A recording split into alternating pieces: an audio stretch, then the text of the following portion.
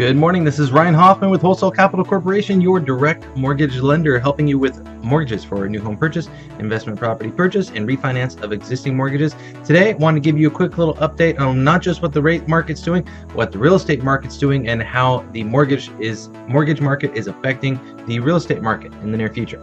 So what we can agree on is that values are going up, sales are going up, and everything's looking peachy. Everybody's getting out from underwater, things are getting better all the way around. Now, with rates going up the way they are, we can speculate all we want, but what's happening is that the government is making things happen to the mortgage industry that's tightening the reins and making it harder to get a loan right now.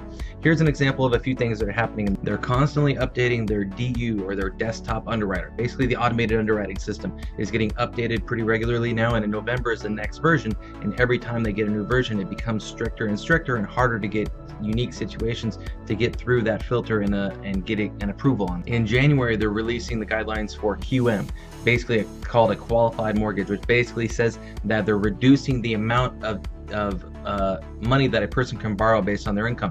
So in the past, where you'd be able to borrow up to, let's say, 50% DTI, or debt to income, 50% of your income could go towards your housing allowance.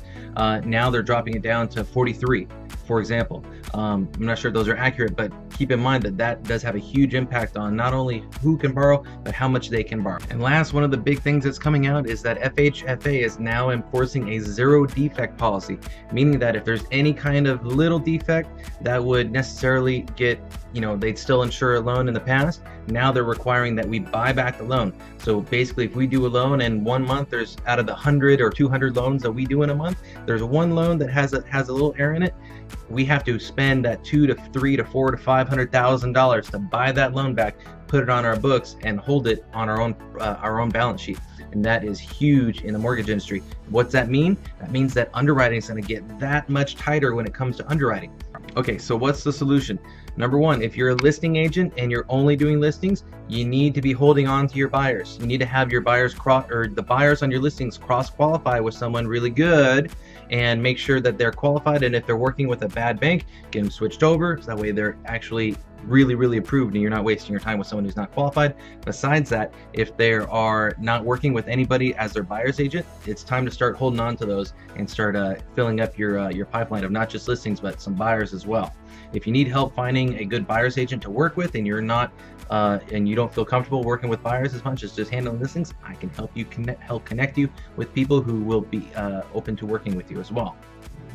And more moving forward, your lender is going to be an even more integral part of your total business, because we're going to want to make sure that when you're spending all that time taking out buyers, you want to make sure that that buyer is actually qualified. There's nothing worse than getting an escrow, getting all the way through to underwriting, and realizing they never qualified in the first place. All the time, your reputation, the buyer's money, everything that's been invested could have been avoided had a good lender had their hands on the file in the first place and made sure and did all the work up front to make sure they were qualified and that there wasn't going to be any issues once it got into escrow, or more importantly, once you spent your gas money showing them properties. That being said, I would love to be that lender for you. I would love to help you grow your business and help you get through the transition period that we're about to go through, because it's going to get pretty hairy. So I have programs and software that allows me to help you keep your buyers locked in with you, make sure to keep them engaged and to constantly be keeping in touch with them. And everything that I do is co-branded with the agent who they're working with as well. So not only when they receive information from me, they get information from you as well. So I'd love to work with you. Give me a call right now if you'd like me to cross-qualify your buyers. Just let me know what listing and I'll get prepared for that listing and get everything ready to go. My number's going to be here on the screen. Give me a call. I'd love to work with you. Have a great day. Talk to you soon. Bye-bye.